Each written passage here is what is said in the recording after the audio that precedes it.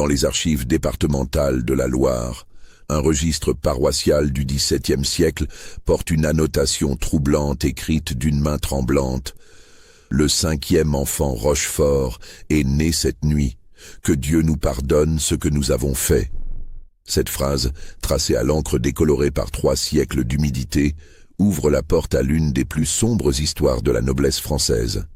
Une histoire où l'orgueil ancestral et l'obsession de la pureté du sang ont engendré des horreurs que même les murs de pierre les plus épais n'ont jamais réussi à contenir. N'oubliez pas de vous abonner à cette chaîne et dites-moi en commentaire de quelle ville vous nous écoutez ce soir. Votre soutien nous permet de continuer à exhumer ces récits oubliés de l'histoire de France.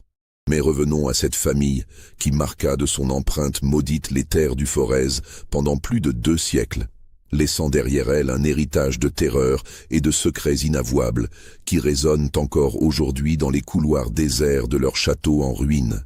En cette fin du XVIe siècle, alors que les guerres de religion déchirent encore la France et que l'édit de Nantes n'est qu'une promesse lointaine, le château de Rochenoir se dresse fièrement sur les hauteurs boisées qui dominent la vallée de la Loire. Cette imposante demeure de pierre grise, construite au XVe siècle par Geoffroy de Rochefort, premier du nom, incarne la puissance d'une lignée qui prétend descendre des compagnons de Charlemagne. L'édifice lui-même témoigne de cette grandeur revendiquée. 4 tours carrées de 40 mètres de hauteur encadrent un corps de logis central dont les fenêtres à meneaux regardent vers les terres fertiles de la vallée. Les murs, épais de 3 mètres, ont résisté aux assauts des routiers pendant la guerre de 100 ans et aux canonnades des ligueurs durant les troubles récents. Les douves, alimentées par une source souterraine qui ne tarit jamais, reflètent les créneaux et les machicoulis dans leurs eaux noires où nagent des carpes centenaires. La famille Rochefort règne sur un domaine de plus de 8000 hectares, comprenant les forêts domaniales de Rochenoir et de Bois Profond, les terres arables de 14 villages et les vignobles qui s'étagent sur les coteaux exposés au soleil levant. Près de 4000 âmes vivent sous leur juridiction. Paysans, artisans, meuniers, forestiers, tous liés par des liens féodaux qui remontent à l'aube des temps modernes. Leurs armoiries, un roc d'argent sur champ de sable surmonté d'une couronne ducale, ornent non seulement les murs du château et les vitraux de la chapelle privée, mais aussi l'église paroissiale Saint-Mamès, le moulin seigneurial dont la roue tourne depuis 2 siècles, les halles du marché hebdomadaire, et même les charrettes qui transportent les récoltes vers les marchés de Montbrison et de Saint-Étienne. Augustin de Rochefort, 5e du nom, qui hérite du domaine en 1568 à la mort de son père Henri, emporté par une fièvre maligne, est un homme de son époque. Profondément catholique dans un monde où la foi détermine les alliances politiques, obsédé par l'honneur familial dans une société où la réputation vaut plus que la fortune, et convaincu que la pureté du sang noble constitue un trésor plus précieux que l'or des Amériques. Grand et svelte, portant avec élégance le pourpoint de velours noir bordé d'hermine qui sied à son rang, Augustin possède les traits fins et aristocratiques de sa lignée. Front haut et dégagé, nez aquilin, mâchoire volontaire et regard perçant d'un bleu glacier qui semble sonder les âmes. Sa barbe, soigneusement taillée selon la mode de la cour, encadre une bouche aux lèvres minces qui ne s'ouvre que pour prononcer des paroles pesées au trébuchet de la raison. Érudit comme il sied à un noble de son rang, il maîtrise parfaitement le latin, lit couramment l'italien et l'espagnol, possède des notions de grec ancien et entretient une correspondance suivie avec les plus grands esprits de son temps. Son épouse, Marguerite de Beaumont, fille cadette d'Étienne de Beaumont, seigneur de Valfleury, et de dame Isabelle de Montclar, lui apporte une dot considérable de 60 000 livres tournois, plusieurs seigneuries dans le Lyonnais et surtout une généalogie qui remonte aux croisades. Les Beaumont peuvent en effet se vanter d'avoir fourni 2 évêques, un maréchal de France et 3 chevaliers de l'ordre du Saint-Esprit à la couronne de France. Marguerite elle-même incarne toutes les vertus que l'époque attend d'une dame de qualité. Belle femme de 24 ans aux cheveux châtain clair qui ondulent naturellement sur ses épaules, elle possède ses yeux verts pailletés d'or que les poètes comparent aux eaux profondes des rivières de montagne. Sa peau, d'une pâleur aristocratique soigneusement préservée des ardeurs du soleil, révèle la finesse de ses origines nobles, tandis que ses mains, aux longs doigts effilés, manient avec une égale dextérité l'aiguille à broder, la plume d'écriture et les cordes du luth. Pieuse sans ostentation, charitable envers les pauvres de ses domaines, lettrée au point de lire dans le texte les Métamorphoses d'Ovide, elle partage avec son époux cette obsession de la pureté du sang et cette conviction inébranlable que leur descendance doit perpétuer sans faille l'héritage glorieux des ancêtres. Le château lui-même reflète cette grandeur assumée et cette richesse accumulée au fil des générations. La grande salle, voûtée sur croisées d'ogives et éclairée par 12 fenêtres gothiques, peut accueillir 200 convives lors des grandes fêtes. Ses murs, tendus de tapisseries flamandes représentant les exploits d'Alexandre le Grand, abritent une collection de portraits d'ancêtres peints par les meilleurs artistes de leur époque. La cheminée monumentale, sculptée dans le marbre de Carrare par des maîtres italiens, porte gravées les armes de toutes les familles alliées au Rochefort depuis 5 siècles. La chapelle privée, dédiée à Saint Michel-Archange, est consacrée en 1486 par l'évêque de Lyon en personne, constitue le joyau spirituel du domaine. Ses vitraux, commandés aux ateliers de Chartres, et représentant la vie du Christ et des saints patrons de la famille, baignent l'espace sacré d'une lumière multicolore qui varie selon les heures et les saisons. L'autel, taillé dans un seul bloc de marbre blanc, abrite des reliques authentifiées de Saint Blaise et de Sainte Agathe, tandis que les stalles de chêne sculptées portent gravés les noms de tous les seigneurs de Roche-Noire morts en odeur de sainteté. L'histoire de la malédiction. Rochefort commence véritablement par un matin de novembre 1570, quand les premières gelées de l'hiver blanchissent les toitures d'ardoise du château et que les dernières feuilles des chênes centenaires du parc tombent en bruissant sur les allées ratissées. Marguerite de Rochefort, après 9 mois d'une grossesse que tous ont jugée exemplaire, vient de donner naissance à son premier enfant dans la grande chambre tendue de soie rose qui traditionnellement accueille les parturientes de la famille. L'enfant, un fils robuste pesant près de 8 livres, pousse dès sa venue au monde des vagissements vigoureux qui résonnent dans les couloirs comme une fanfare annonçant l'avenir glorieux de la lignée. Conformément à la tradition familiale qui veut que l'aîné mâle porte le prénom du fondateur de la dynastie, il reçoit le nom d'Henri, 7e du nom, sous les auspices favorables de Saint Henri empereur, dont la fête tombe providentiellement le jour de sa naissance. Maître Guillot, le chirurgien barbier qui a assisté l'accouchement avec l'aide de Dame Jeannette, la sage-femme réputée du bourg de Rochenoir, déclare n'avoir jamais vu nouveau-né plus parfaitement conformé. L'enfant possède tous ses membres, ses organes fonctionnent normalement, et son visage déjà expressif laisse présager une intelligence précoce et un caractère volontaire qui feront honneur à son nom. Augustin rayonne d'un orgueil paternel qui illumine tout son être.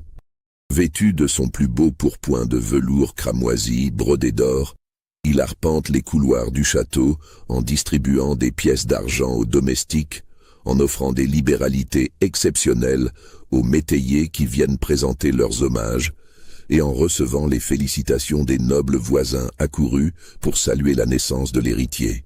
Les cloches de l'église paroissiale Saint-Mamès sonnent à toute volée pendant 3 heures pour annoncer la naissance à tous les habitants du domaine, et les paysans des villages environnants reçoivent une ration supplémentaire de vin et de pain blanc pour célébrer cet événement qui concerne toute la communauté seigneuriale. Les 2 années qui suivent cette naissance bénie voient naître Geoffroy, 2e fils de la lignée, tout aussi parfaitement constitué que son aîné, et doté d'un tempérament qui laisse déjà présager un goût prononcé pour les exercices militaires et la vie au grand air. En 1573 naît Marguerite, première fille de la lignée qui hérite de la beauté maternelle et de l'intelligence paternelle. Le 4e enfant, Augustin, né en 1575, complète harmonieusement cette descendance bénie des dieux.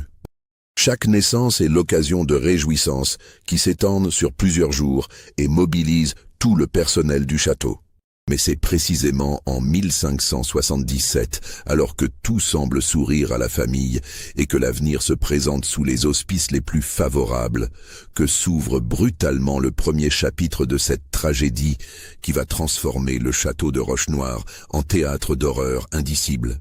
Marguerite, enceinte pour la 5e fois après 3 années d'un bonheur familial sans nuages, ressent dès les premiers mois de sa grossesse des malaises d'une nature complètement différente de ceux qu'elle a connus précédemment. Les nausées matinales, habituelles chez les femmes enceintes, se prolongent ici toute la journée et s'accompagnent de vomissements si violents qu'elle ne peut pratiquement plus s'alimenter. Plus troublant encore, l'enfant qu'elle porte semble agité d'une vie anormale. Dès le 5e mois, ses mouvements dans le ventre maternel deviennent si violents qu'ils réveillent Marguerite en pleine nuit et lui laissent des ecchymoses sur les côtes. Les cauchemars qui assaillent Marguerite pendant cette grossesse maudite dépassent tout ce que l'imagination humaine peut concevoir de plus épouvantable. Chaque nuit, des visions d'une précision hallucinante la plongent dans un monde où des créatures difformes, mi-humaines, mi-bestiales, rampent dans les couloirs du château en poussant des cris qui glacent le sang. Ces monstres, qu'elle reconnaît confusément comme étant ses propres enfants transformés par quelque malédiction incompréhensible, la poursuivent dans un labyrinthe souterrain dont les murs suintent un sang noir et visqueux. Maître Corbelin, le médecin attitré de la famille depuis plus de 20 ans, homme savant qui a étudié la médecine à la faculté de Montpellier sous la direction des plus grands maîtres de son temps, et qui possède dans sa bibliothèque personnelle les œuvres complètes d'Hippocrate, de Galien et d'Avicenne, se trouve complètement désemparé devant les symptômes que présente sa patiente. Il prescrit d'abord les remèdes traditionnels. Tisane à base de camomille et de fleurs d'oranger pour apaiser les nerfs, infusion de sauge et de thym pour fortifier l'organisme maternel, cataplasme de farine de lin pour calmer les douleurs abdominales. Il fait également venir à grands frais Dame Péronnelle, sage-femme réputée de la ville de Tours, qui jouit d'une expérience de 40 ans dans l'art des accouchements. Mais rien n'y fait. La naissance, qui survient au terme de 22 heures d'un labeur épouvantable, révèle un enfant que même les domestiques les plus endurcis, habitués pourtant aux spectacles les plus rudes de la vie campagnarde, n'osent regarder en face sans détourner aussitôt les yeux avec un haut-le-cœur irrépressible. Le petit Nicolas, car c'est le prénom choisi par ses parents dans l'espoir que Saint Nicolas, protecteur des enfants, intercéderait en faveur de leur descendance, présente des déformations si sévères et si nombreuses qu'elles semblent défier toutes les lois de la nature et remettre en question l'ordre même de la création divine. Sa tête, disproportionnée par rapport à son corps rachitique qui ne pèse guère plus de 4 livres, semble avoir été modelée par un sculpteur saisi de folie destructrice. Le crâne, anormalement allongé vers l'arrière, abrite un cerveau dont on ne connaîtra jamais les capacités réelles, tandis que le front, démesurément proéminent, surplombe des orbites oculaires creuses où roulent des yeux de tailles inégales qui regardent dans des directions opposées. Le nez, réduit à 2 simples orifices percés dans une masse cartilagineuse informe, surmonte une bouche fendue jusqu'aux oreilles qui laisse apparaître une langue trop grande pour la cavité buccale et des dents qui percent déjà les gencives selon un alignement chaotique. Les oreilles, de dimensions différentes et placées à des hauteurs asymétriques, confèrent à l'ensemble du visage un aspect si troublant que même Dame Péronnelle, pourtant rompue aux spectacles les plus pénibles de son métier, recule d'instinct en découvrant le nouveau-né. Mais c'est l'état des membres qui achève de transformer cette naissance en cauchemar éveillé.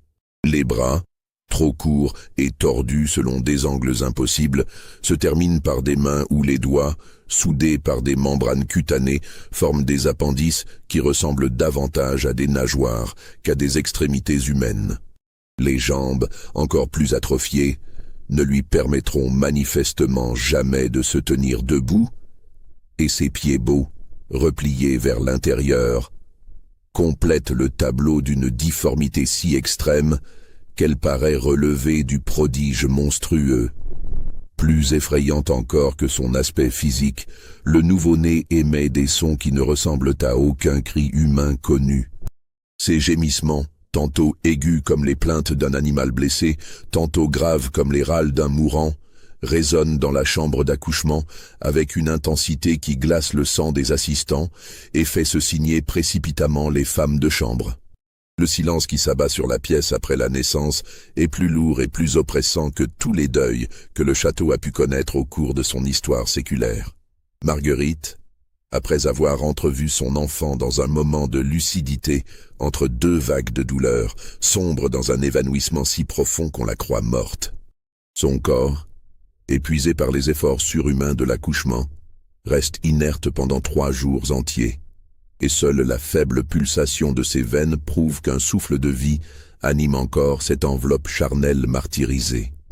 Augustin de Rochefort, confronté pour la première fois de sa vie à un événement qui dépasse complètement sa compréhension du monde et remet en question toutes ses certitudes sur l'ordre divin et la bénédiction de sa lignée, réagit avec cette autorité naturelle et cette capacité de décision qui caractérise les hommes de son rang face aux situations exceptionnelles. Livide mais gardant un contrôle parfait de lui-même, il ordonne d'une voix blanche que l'enfant soit emmené immédiatement hors de la chambre d'accouchement et que personne, absolument personne dans le château, ne parle jamais de ce qui vient de se produire sous peine des châtiments les plus sévères. Les semaines qui suivent cette naissance maudite voient le château de Rochenoir se transformer imperceptiblement. Augustin de Rochefort fait murer une partie des anciennes caves, sous prétexte de travaux de consolidation des fondations. Il renvoie plusieurs domestiques sous des prétextes fallacieux et s'entoure d'hommes de confiance triés sur le volet, tous liés à la famille par des secrets inavouables ou par une loyauté aveugle achetée à prix d'or. Pour faire respecter cette consigne de silence absolu, Augustin prend des mesures d'une rigueur extraordinaire. Dame Péronnelle, la sage-femme venue de Tours, reçoit une somme considérable de 1000 livres tournois, à condition qu'elle quitte immédiatement le domaine et qu'elle n'évoque jamais, nulle part et en aucune circonstance, ce dont elle a été témoin. La malheureuse, terrifiée par ce qu'elle a vu, autant que par les menaces à peine voilées qui accompagnent cette générosité forcée, disparaît dès le lendemain, sans laisser d'autres traces que le souvenir horrifié de cette nuit maudite. Maître Corbelin, lui, est lié à la famille par trop de secrets et d'intérêts pour pouvoir être écarté aussi facilement. Augustin l'enferme pendant plusieurs heures dans son cabinet de travail pour une conversation dont ni l'un ni l'autre ne révéleront jamais la teneur, mais qui se termine par un accord tacite où l'honneur professionnel du médecin et sa loyauté envers ses maîtres trouvent un équilibre précaire. Marguerite, elle, ne se remet jamais complètement de cette épreuve. Elle, qui était la gaieté incarnée, devient taciturne, évite les miroirs, et passe des heures entières, agenouillée dans la chapelle, à réciter des prières expiatoires. Ses cheveux, jadis magnifiques, blanchissent prématurément, et son regard se voile d'une mélancolie profonde qui ne la quittera plus jamais. Le petit Nicolas, car il faut bien l'appeler par son nom, survit contre toute attente médicale. Maître Corbelin, consultant ses traités les plus savants et interrogeant ses correspondants de Paris et de Montpellier, avait prédit que l'enfant ne passerait pas sa première semaine tant ses difformités semblaient incompatibles avec la vie.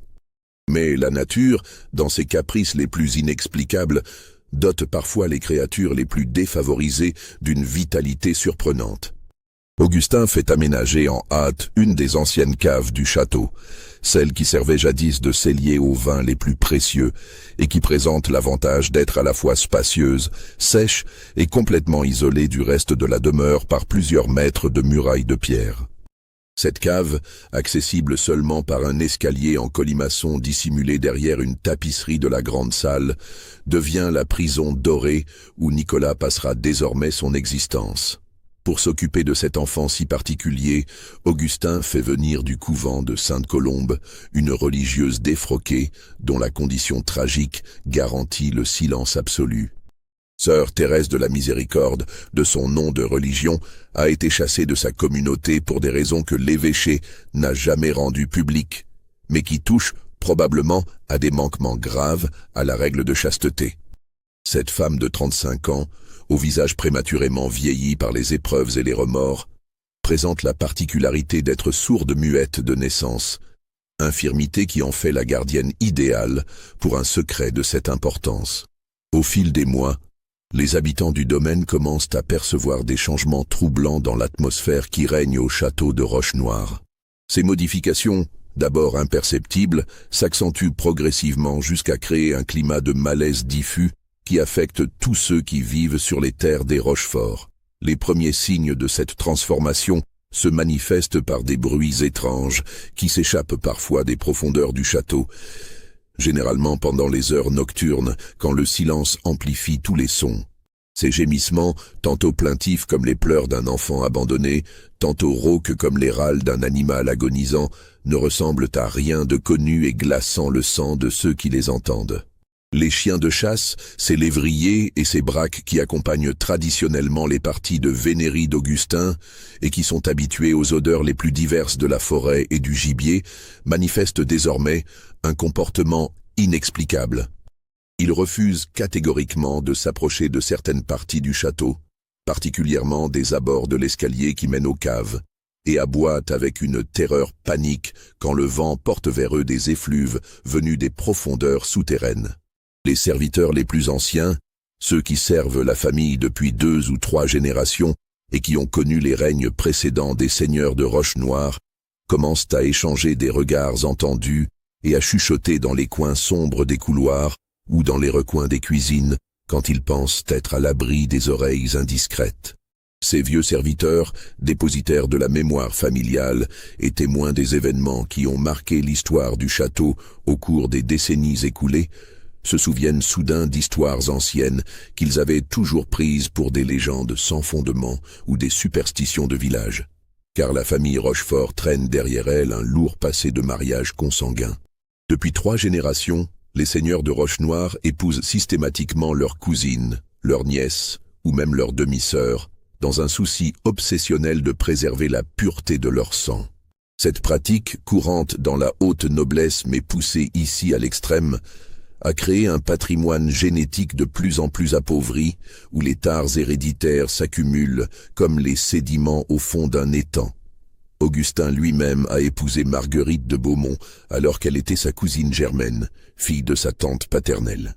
Cette union bénie par l'Église et célébrée en grande pompe était considérée comme un modèle de vertu nobiliaire. Mais ce que personne ne savait, pas même les époux eux-mêmes, c'est que leurs grands-parents respectifs étaient également cousins, créant une concentration de sang familial qui allait se révéler fatale. 5 années s'écoulent dans cette atmosphère pesante où les non-dits pèsent plus lourd que les paroles prononcées et où chacun vaque à ses occupations en évitant soigneusement d'évoquer ce qui se cache dans les profondeurs du château. Les 4 premiers enfants de la famille grandissent normalement dans l'ignorance complète du drame qui se joue dans les souterrains de leur demeure familiale, protégés par l'innocence de leur âge et par la vigilance de leurs parents qui veillent à ce qu'aucun écho de la vérité ne parvienne jusqu'à eux.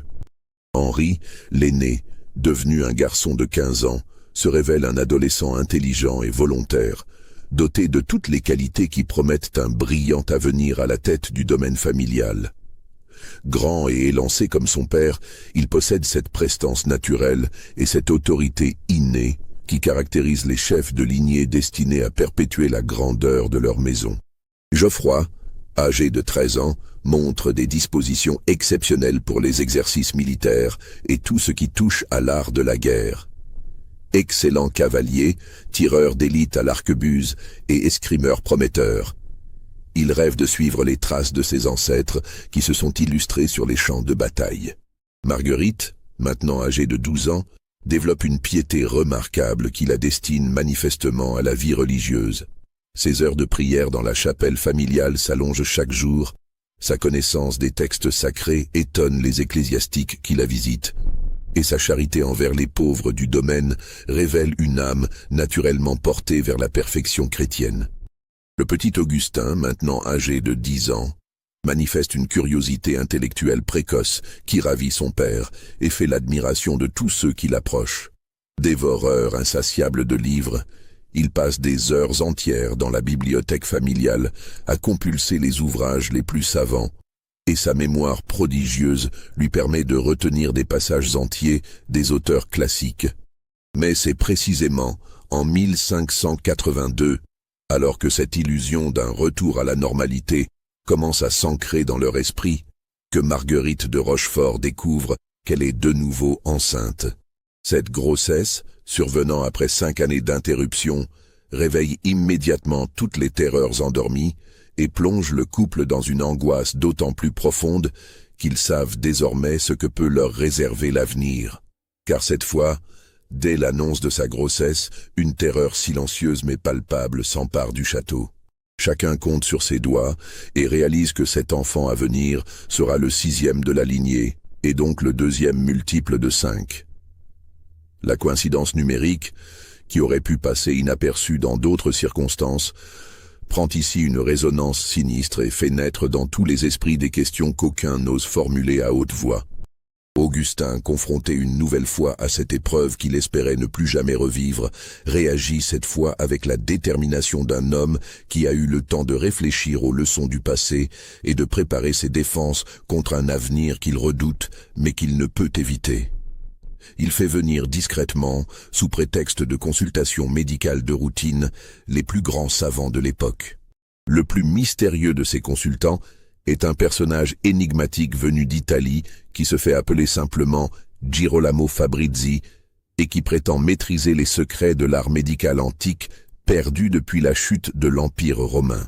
Cet homme au regard perçant et aux manières raffinées, qui parle un français teinté d'un léger accent lombard, possède une érudition exceptionnelle qui impressionne même les savants les plus confirmés. Girolamo Fabrizi passe plusieurs jours à examiner minutieusement les archives familiales conservées dans la bibliothèque du château, étudiant avec une attention particulière les portraits d'ancêtres qui ornent la galerie des seigneurs de Rochenoir. Il fait établir un arbre généalogique détaillé remontant sur 8 générations, interroge les plus anciens domestiques sur les particularités physiques des membres défunts de la famille, et pousse ses investigations jusqu'à consulter les registres paroissiaux de toutes les églises des environs.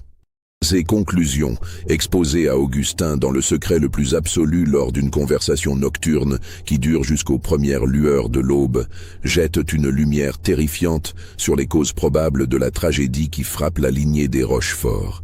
« Excellence », déclare-t-il dans son français nuancé d'inflexion italienne, j'ai étudié pendant 30 ans les effets de la consanguinité sur la descendance des grandes familles d'Europe, et je puis vous affirmer que ce que vous appelez malédiction familiale relève en réalité des lois implacables de la nature.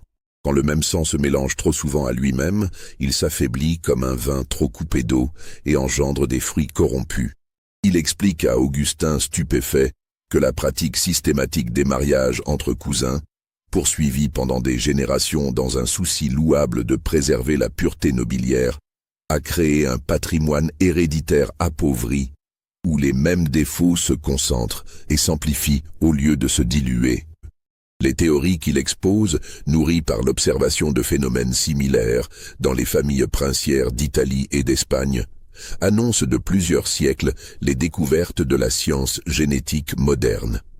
Ces paroles, prononcées dans le secret du cabinet de travail d'Augustin éclairé seulement par la lueur vacillante de quelques chandelles, résonnent comme un glas funèbre dans l'esprit du seigneur de Rochenoir. Pour la première fois de sa vie, cet homme fier et intelligent entrevoit que l'orgueil familial qui a guidé sa lignée pendant des siècles, loin d'être une vertu, pourrait bien être la source de leur malheur et l'instrument de leur perte. Mais il est trop tard pour revenir en arrière, et Augustin le comprend avec cette lucidité cruelle qui caractérise les moments où le destin nous place face à nos responsabilités les plus lourdes. La grossesse de Marguerite suit inexorablement son cours, et chaque jour qui passe rapproche la famille du moment où la vérité éclatera de nouveau dans toute son horreur. C'est alors qu'Augustin prend la décision qui va transformer définitivement la nature du mal qui ronge sa maison et donner à cette malédiction familiale une dimension nouvelle, encore plus terrifiante que tout ce qui l'a précédé. Plutôt que de subir passivement cette fatalité héréditaire qui le dépasse, il choisit de la transformer en instrument de pouvoir et de domination sur son entourage. L'idée lui vient progressivement. Au cours des longues nuits d'insomnie où il arpente les couloirs du château, en ressassant les paroles de Girolamo Fabrizi et en cherchant les moyens de préserver malgré tout l'honneur et l'autorité de sa lignée. Si la nature le condamne à engendrer des monstres, pourquoi ne pas faire de ces créatures les gardiens terrifiants de ses secrets et les instruments de sa vengeance contre ceux qui oseraient défier son pouvoir? Augustin commence par répandre discrètement, parmi ses vassaux et dans les villages environnants, le bruit qu'une ancienne malédiction pèse sur sa lignée depuis des temps immémoriaux. Cette légende, soigneusement construite et habilement distillée, prétend qu'un ancêtre des Rochefort aurait jadis profané une relique sacrée rapportée de Terre Sainte, attirant sur sa descendance la colère divine qui se manifeste par des signes terrifiants. Selon cette version officielle des faits, cette malédiction ancestrale se manifesterait de génération en génération par la naissance, tous les 5 enfants, d'un être difforme qui porterait sur son corps martyrisé les stigmates de la faute commise par le premier coupable. Ces créatures maudites, tout en étant châtiées par leur aspect repoussant, recevraient en compensation des pouvoirs surnaturels qui leur permettraient de servir d'intermédiaires entre le monde des vivants et celui des forces obscures. Cette légende, propagée avec un art consommé de la manipulation psychologique, permet d'expliquer par avance les horreurs à venir tout en préservant la réputation de pureté et de noblesse de la lignée. Mieux encore, elle transforme ces naissances monstrueuses en signes d'élection divine, car seules les familles marquées par un destin exceptionnel peuvent porter de tels fardeaux et exercer de tels pouvoirs. L'accouchement de Marguerite, qui survient en février 1583 après 9 mois d'une grossesse marquée par les mêmes symptômes inquiétants que la précédente, confirme hélas toutes les appréhensions de la famille et dépasse même en horreur ce que l'imagination la plus fertile aurait pu concevoir. Le 5e enfant de la lignée, une fille prénommée Béatrice en l'honneur de Sainte Béatrice martyre, naît avec des déformations encore plus sévères et plus nombreuses que celles de son frère Nicolas, comme si la nature s'acharnait à punir cette famille de ses fautes passées par des châtiments de plus en plus terribles. Son crâne, anormalement allongé vers l'arrière comme celui de Nicolas mais encore plus disproportionné, semble abriter un cerveau dont les capacités resteront à jamais mystérieuses. Ses yeux, complètement blancs et apparemment aveugles, roulent constamment dans leurs orbites selon un mouvement hypnotique qui fascine et terrifie à la fois ceux qui les regardent. Sa bouche, fendue jusqu'aux oreilles, comme celle de son frère, laisse échapper une langue bifide qui remue constamment comme celle d'un serpent. Mais c'est l'état de ses membres qui achève de faire de cette créature un cauchemar vivant. Ses bras, encore plus atrophiés que ceux de Nicolas, se terminent par des moignons couverts d'excroissances cutanées qui ressemblent à des écailles de poisson. Ses jambes, complètement paralysées et recroquevillées contre son abdomen, ne lui permettront jamais le moindre déplacement autonome. Plus troublant encore, la petite Béatrice semble émaner une odeur caractéristique, mélange de musc et de soufre, qui imprègne tout ce qu'elle touche et qui persiste pendant des heures après son passage.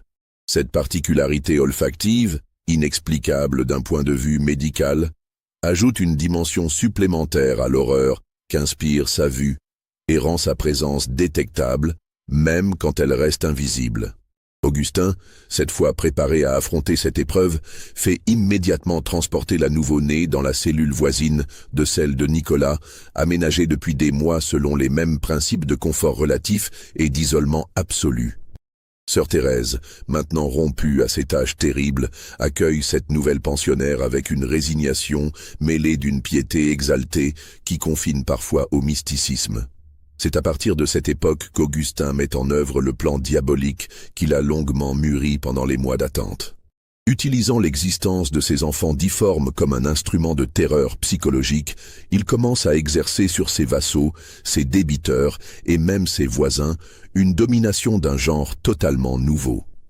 Le système qu'il met en place repose sur un savant dosage de révélations partielles et de menaces voilées qui transforme rapidement sa réputation dans toute la région.